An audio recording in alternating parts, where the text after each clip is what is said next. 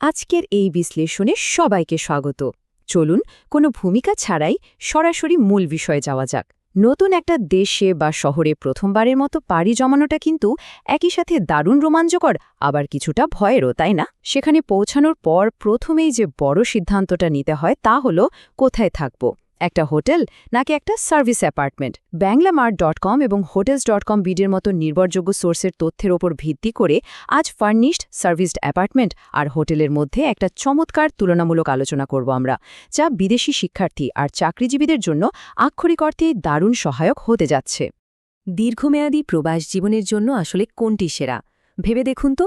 নতুন কোনো পরিবেশে গেলে এই একটা প্রশ্নই কিন্তু আমাদের জীবনযাত্রা, বাজেট আর মানসিক শান্তির অনেক বড় একটা অংশ নির্ধারণ করে দেয়। এমন কোনো জায়গা কি দরকার যেখানে কিছুই ভাবতে হবে না, নাকি এমন জায়গা চাই যা একদম নিজের বাড়ির মতোই মনে হবে? স্বল্পমেয়াদে থাকার জন্য হোটেল ভালো, নাকি দীর্ঘমেয়াদের জন্য সার্ভিস অ্যাপার্টমেন্ট? এই প্রশ্নের উত্তর খোঁজাই হচ্ছে আজকের মূল লক্ষ্য। আজকের এই বিশ্লেষণে আমরা পর্যায়ক্রমে যা যা জানব তা হল সঠিক আবাসন নির্বাচনের প্রাথমিক গাইড, এরপর দেখব হোটেল ও সার্ভিস অ্যাপার্টমেন্টের মূল পার্থক্যগুলো কি কি, খরচের হিসাবে দীর্ঘমেয়াদে কোনটি সাশ্রয়ী, আরাম ও জায়গার দিক থেকে কোথায় বাড়ির মতো অনুভব পাওয়া যাবে, বিদেশিদের জন্য নিরাপত্তা বিষয়ক টিপস, এবং একদম শেষে থাকছে দীর্ঘমেয়াদী সেরা আবাসন সমাধান। তো শুরু করা যাক আমাদের প্রথম সেকশন, সঠিক আবাসন নির্বাচনের প্রাথমিক গাইড, যা মূলত প্রবাসীদের প্রথম পদক্ষেপ। নতুন কোনো দেশে পৌঁছানোর পরপরই কিন্তু শুরুতেই বড় কোনো সিদ্ধান্ত নেওয়ার কোনো প্রয়োজন নেই। প্রথম ধাপটা হতে পারে বেশ সিম্পল, একটা হোটেলে ওঠা আর বিশ্রাম নেওয়া। এর ফলে যেটা হয়, তাৎক্ষণিক কোনো দায়িত্ব ছাড়াই নতুন পরিবেশের সাথে মানিয়ে নেওয়ার একটা সুযোগ তৈরি হয়। এরপর দ্বিতীয় ধাপে আশেপাশের এলাকা, রাস্তাঘাট আর সুবিধাগুলো একটু বোঝার চেষ্টা করতে হবে। আর সবশেষে পরিবেশের সাথে যখন কিছুটা পরিচিত হয়ে যাব, তখন দীর্ঘমেয়াদী বসবাসের জন্য একটা সার্ভিস অ্যাপার্টমেন্টে শিফট করাই হচ্ছে সবচেয়ে স্মার্ট আর চাপমুক্ত পদ্ধতি। এবার চলে যাচ্ছি দ্বিতীয় সেকশনে, হোটেল নাকি সার্ভিস অ্যাপার্টমেন্ট। চলুন মূল পার্থক্যগুলো একটু দেখে নেওয়া যাক।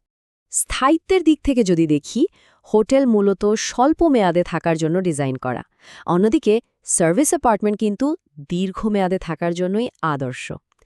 এবার আসি খরচের কথায়।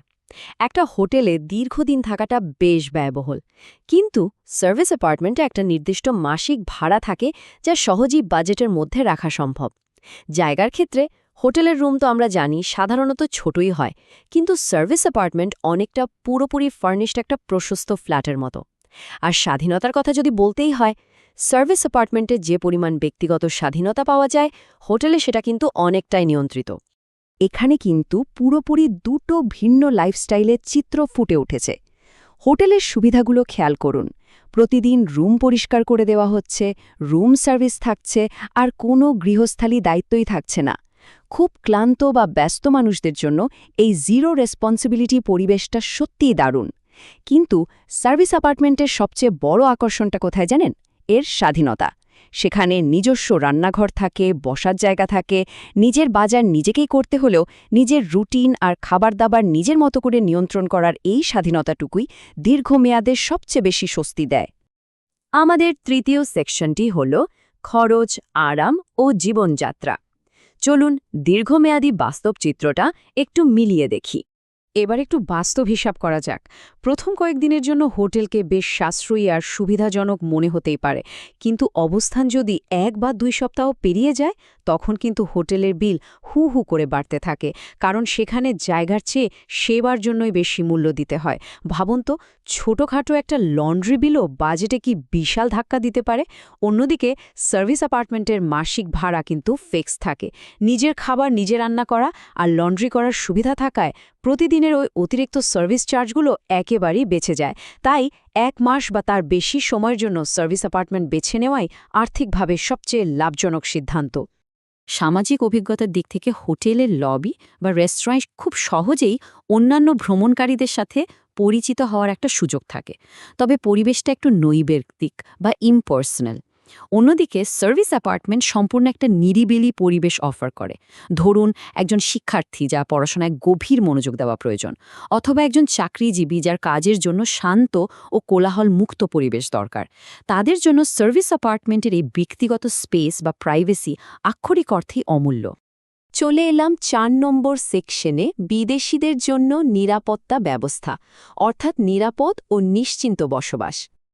একটা নতুন জায়গার আবাসনের ধরন যেমন গুরুত্বপূর্ণ, আবাসনের স্থান নির্বাচন করাটাও কিন্তু ঠিক ততটাই গুরুত্বপূর্ণ। হোটেলে সাধারণত ২৪ ঘন্টা নিরাপত্তা থাকে, যা প্রাথমিকভাবে বেশ স্বস্তি দেয়।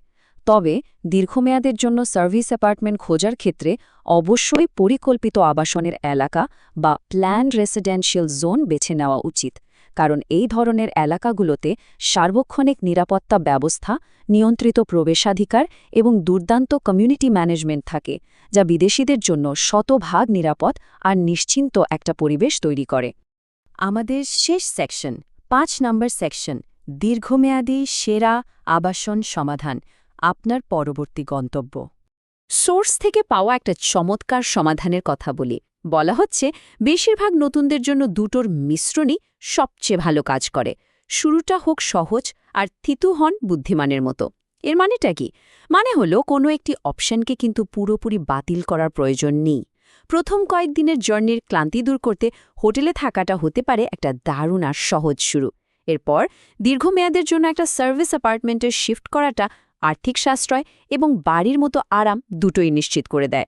একদম পারফেক্ট ব্যালেন্স। উদাহরণ হিসেবে ঢাকার বসুন্ধরা আবাসিক এলাকার কথা বলা যায়। এটি এমন একটা পরিকল্পিত এবং সুশৃঙ্খল এলাকা যেখানে চওড়া রাস্তা, সবুজ পরিবেশ আর আধুনিক সব সুযোগ সুবিধা রয়েছে।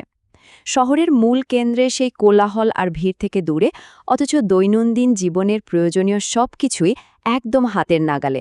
মুদি দোকান, ক্যাফে, হাসপাতাল থেকে শুরু করে আন্তর্জাতিক স্কুল, সবকিছুই খুব সহজে পাওয়া যায় এখানে, যা বিদেশি নাগরিক এবং প্রবাসীদের ব্যাপকভাবে আকৃষ্ট করে।